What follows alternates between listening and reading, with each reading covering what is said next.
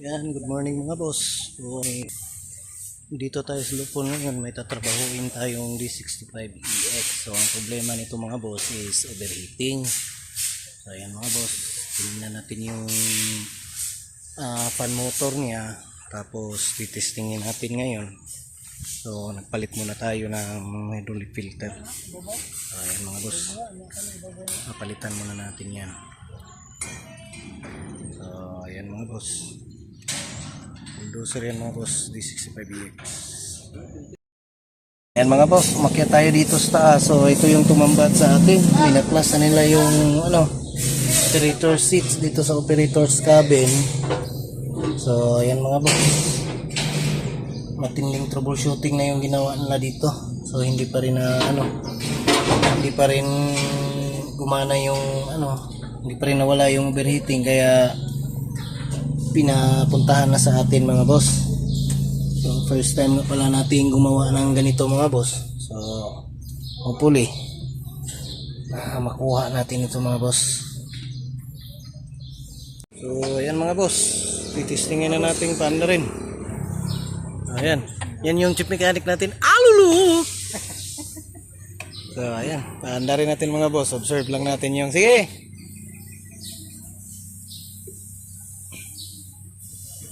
Wala. So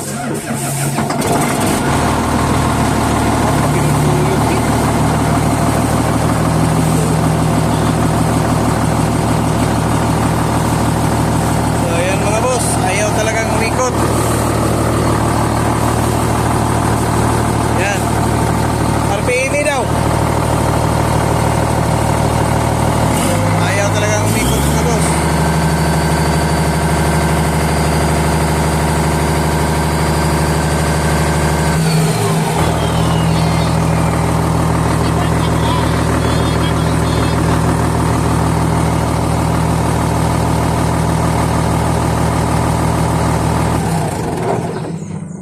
So ayan, good day mga boss. Dito tayo ngayon sa CDMG.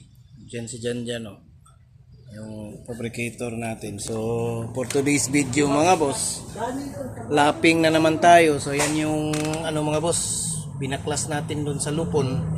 Yan yung fan motor ng D65EX-15. So ang ginawa natin ngayon mga boss, since ito yung ang valve plate ng fan motor natin ay hindi na talaga mapakinabangan, so bumili tayo ng bago. Yan, ito yung bago mga boss. So bago natin yan i-lapping dun sa cylinder block, ay ito muna nga tupagin natin mga boss, kasi merong mga hairlines yung surface nito. So ang mangyayari mga boss, pag diniretso natin dun sa kanyang bagong valve plate, ay masisira din yung kanyang valve plate. So ngayon mga boss, babawasan muna natin to hanggang sa maging pantay. So, ang gagamitin natin ngayon na grinding compound mga boss, itong Shamrock na Grit 3A, tsaka itong Microfine na 5A. So ayan mga boss,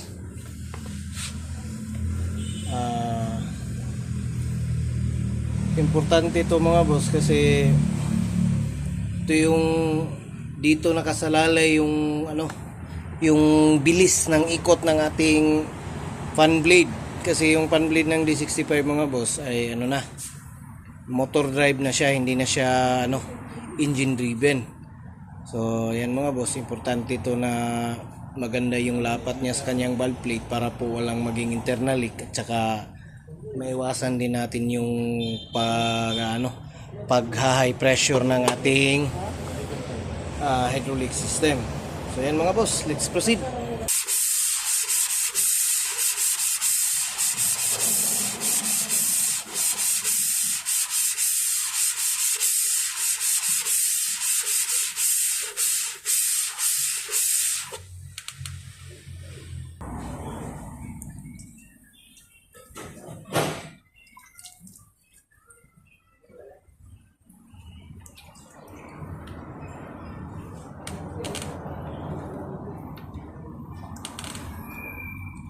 So ayan mga boss, kung mapapansin nyo tong dito sa gilid mga boss, to yung ano yan, yang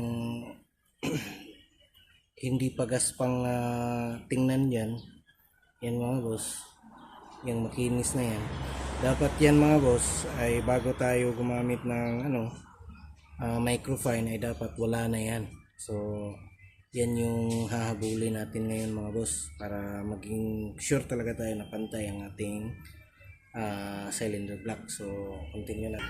So ayan na mga boss, kung mapapansin nyo mga boss, itong portion na to ay unti-unti nang nawawala yung yung makintab na portion niya. So ibig sabihin yan mga boss, medyo pantay na yung natin, cylinder block natin. So sa ganitong punto mga boss ay pupwede na natin itong applyan ng microfine hanggang sa mawala ito mga boss. Ay microfine ang ilalagay natin na grinding compound. So yan din yung magiging natin mga boss, pinaka end point natin na bali signal natin na pantay na talaga siya lahat kapag nawala na itong may makintab pa dito mga boss. So ayan.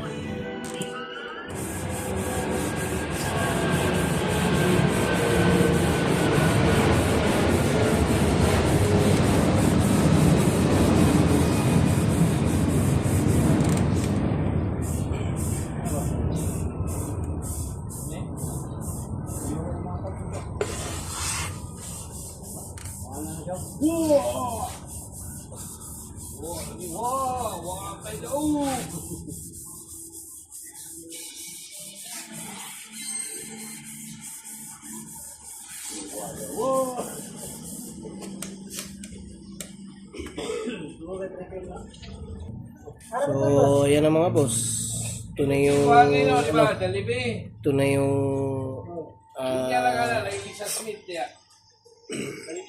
ito na yung tsura ng ating cylinder block mga boss na napasagaan na natin ng microfine. So almost ready na ito mga boss.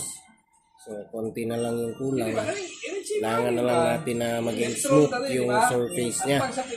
So yan mga boss, please mga boss, wala na tayong makikita tulad kanina na may mga makikintab na dito portion. Ayan mga boss, pagpatuloy lang natin to.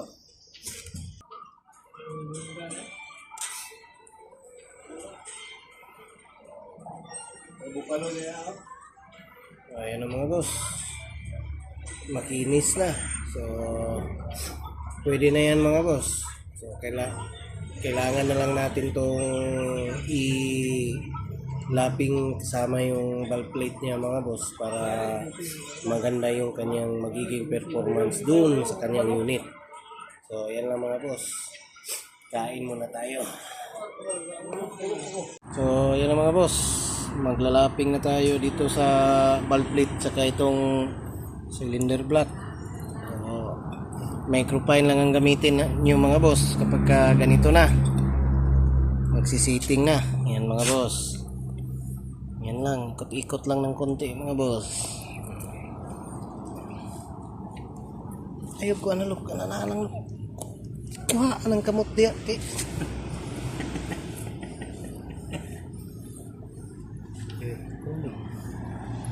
So ayan na mga boss, titingnan na natin kung ano yung nang resulta sa ating paglalaping. Ayan mga boss, kung mapapansin nyo, meron na siyang konting konting kaibahan dati. Ayan mga boss, yan. Ayan mga boss, konting smooth na lang ang kulang nito mga boss. Okay na ito. So ayan, alagyan na lang.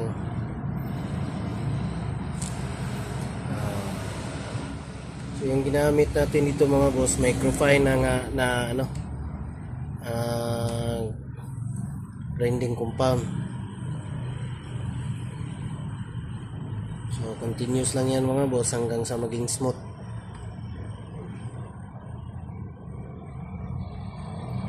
boss. Observe nyo lang ang ginagawa ni Alulok. Baga ginadiano.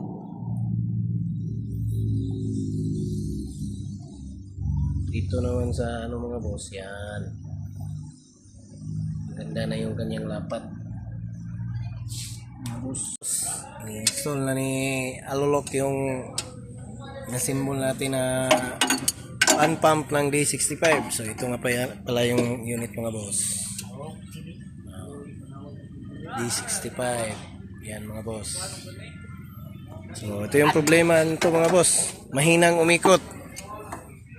Mahinang umikot bro. Mahinang umikot. Yan mga boss. Ni-install na ni Alulok.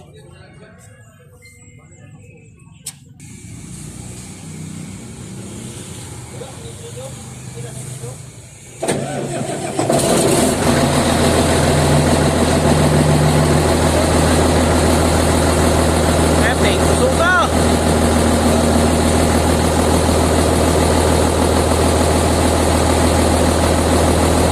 Minor pa kayo na? Minor pa na? Awa. Abot ng hangin rin. RPM minok.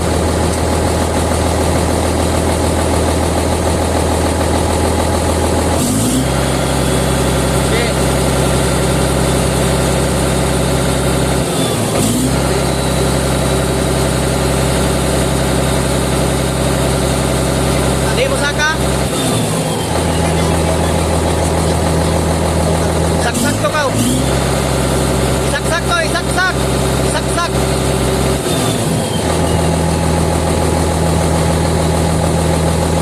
Ikaw, buwang naman ka. Sa'yo bayo, bota.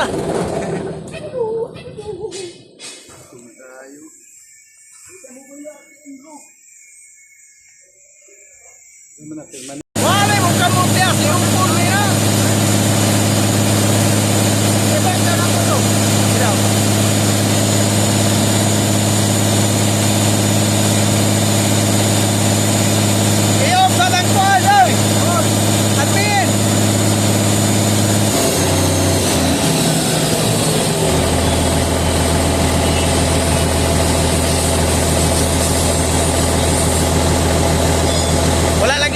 Problema ang wiring hindi ginawa na.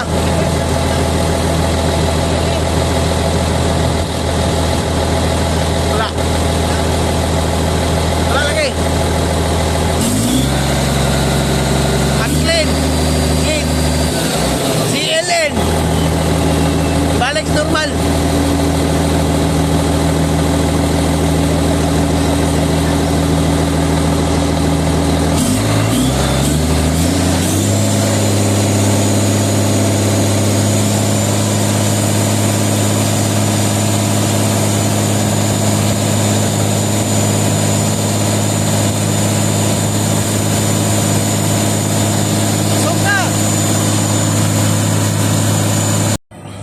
Ayan na mga boss, tinitesting na ng operator yung bulldozer. So far mga boss, medyo malaki na yung na-clearing niya dito. Wala pa namang reklamo yung operator na tumataas yung temperature. So yan mga boss. So sa mga bago pa lang pala sa channel ni Pobreng Mekaniko, please don't forget to like, share and subscribe.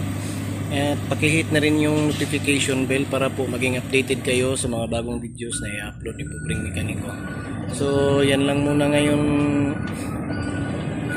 na content natin mga boss, kasi medyo wala tayong project ngayon. So ayan mga boss, ang liksi na ng bulldozer natin.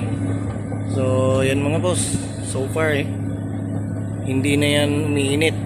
Kasi nung dati mga boss, kahit hindi pa ganito kalaki yung natatrabaho ng bulldozer na to, ay umiinit na talaga. So ngayon mga boss, medyo ganado na yung operator natin na mag-operate. So ayan mga boss, ganyan lang po mag-repair ng mga boss, overheating ng D65 Komatsu EX-15. So yan mga boss, yan lang muna ngayon, at maraming salamat at bye bye.